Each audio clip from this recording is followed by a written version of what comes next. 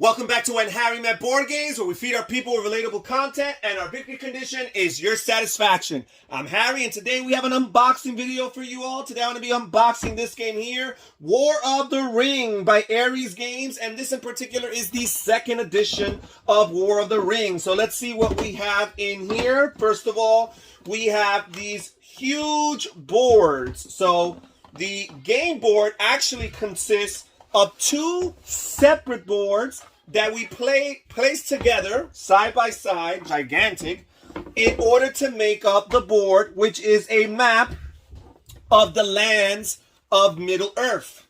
So as you can see here, this takes up a lot of space. I have a pretty big table, and this takes up almost half of this table. So if you do not have a big plain surface area for your game, this is probably not a game you want to buy, or at least you want to upgrade your table before you play this game. Because again, this is just a board. So you factor in space for other components and cards and elbow room or whatever you might need. You're going to need a big table for this one. But I love it. The map looks really cool. There's a lot of things going on, as you can see, by all the different spaces on this board here. So I'm just going to fold this back up and put it away. And let's see what else we have here. So we have these dice. So first of all, we have these small regular D6 dice with your typical 1 through 6 pips on them. But on top of all that, you also have these customized dice for the 2 players. This is a 2-player only game, or at least a 2-sided game. You can play with 4 players, I guess theoretically with 3, but you need to split it up so that there's 2 different sides represented. You got 1 player controlling the Fellowship and the Free People of Middle Earth, and you've got another player controlling the Shadow Forces of Sauron. So basically you got the red dice, which are the dice of the player controlling Sauron and his forces. And then you've got the blue dice, which are the dice for the player controlling the Fellowship and the Free People of Middle Earth. And I'm having a hard time. There's so many dice here. As you can see, the Sauron player actually has more dice than the Fellowship player. And that's because they're going to be using a lot of these dice and committing it to the hunt track. There is something on the board referring to the hunt track, where the forces of Sauron are basically hunting down the ring bearers and trying to find them. So they need additional dice in order to do that. And these dice, each of the different faces of the die show a different symbol, which correspond with the different actions that you're going to take. This game, every turn, the actions that you take are actually going to depend on the sides or the faces of the die that you actually roll. So this is really cool. I like this idea of 2 asymmetric sides and to some extent different winning conditions, right? I think the Sauron forces have to control a certain amount of locations and strongholds throughout the map, and also perhaps track down the Fellowship, while the Fellowship has to make it to Mount Doom and destroy the One Ring. So you also have a ton of these tokens right here, a bunch of these tokens. I already took the liberty of punching them out. And these tokens serve for diverse reasons. I haven't really played this game yet, so I can't explain to you thoroughly the rules. But the tokens punched out very well. They're nice and decent quality cardboard tokens for your game. And they represent a bunch of different things, resources, and ways of keeping track of who controls certain locations and what have you. What else do we have here? Oh, we have a lot of cards. This game does have event cards, which kind of help keep the game moving forward. There is a little bit of hand management taking place because players have these event cards and they have them in their possession. You have event cards. The red-sided event cards are for the Sauron player, and the blue backed cards here are for the Fellowship player.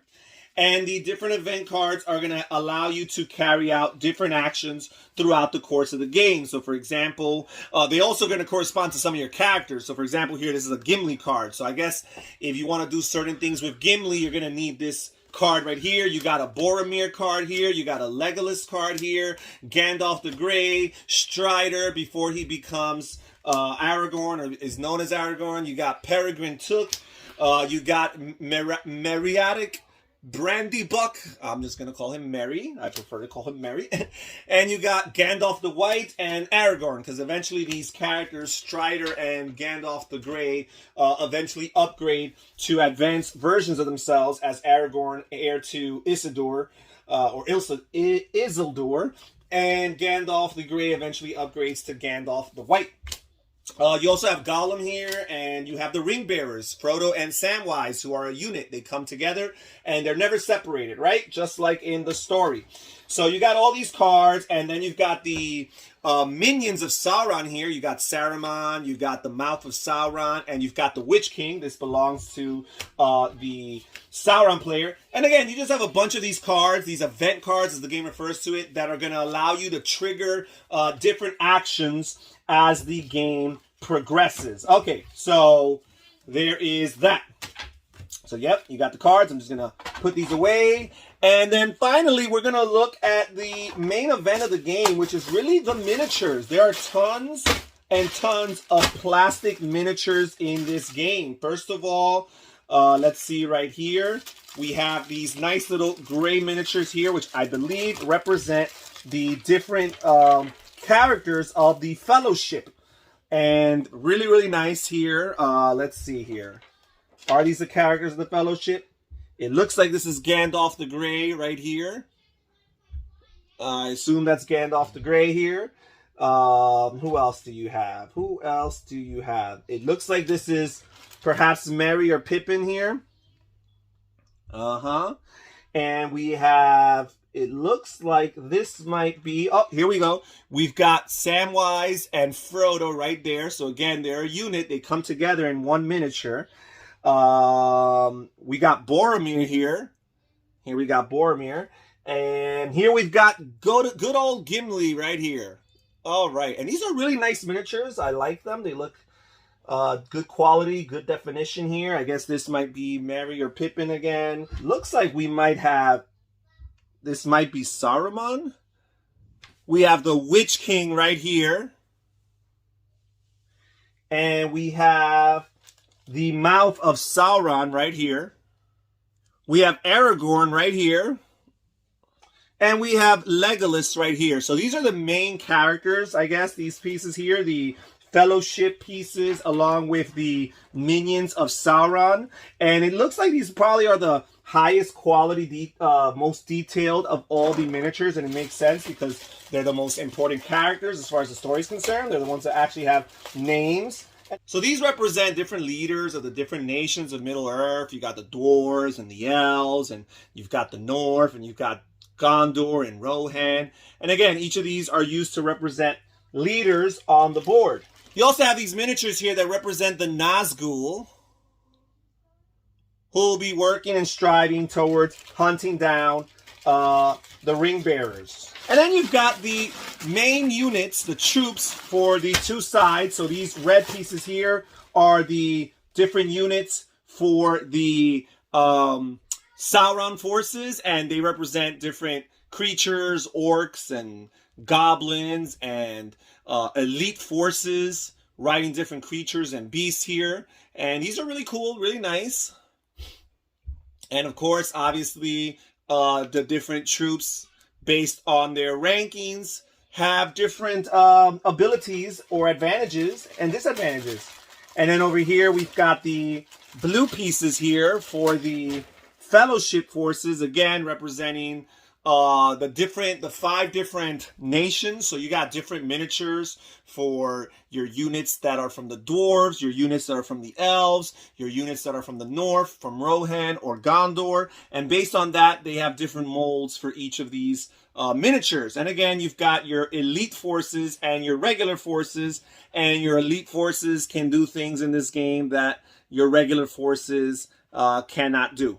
So again, pretty good, nice detailed miniatures. Of course, if you're a painter, you could always paint them to really make them look even nicer. But I'm not a painter. I wouldn't try that. So I'm just fine with the way they look.